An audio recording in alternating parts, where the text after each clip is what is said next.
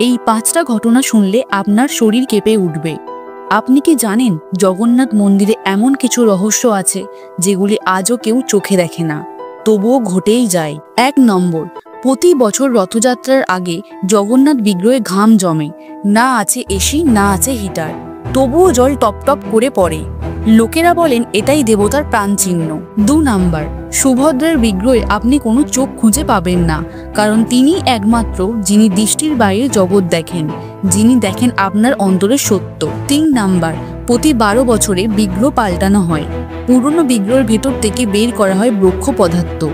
যিনি তা করেন তার চোখ বাঁধা থাকে, কেউ জানে না ভেতরে কি আছে। 4 নাম্বার, রথযাত্রায় রথ এক জায়গায় গিয়ে হঠাৎ থেমে যায়, ট্রাক দিয়ে টানলেও নড়ে না।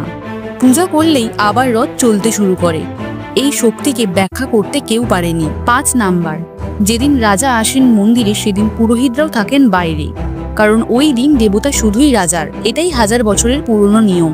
জগন্নাথ শুধু দেবতা নন, তিনি এক জীবন্ত রহস্য।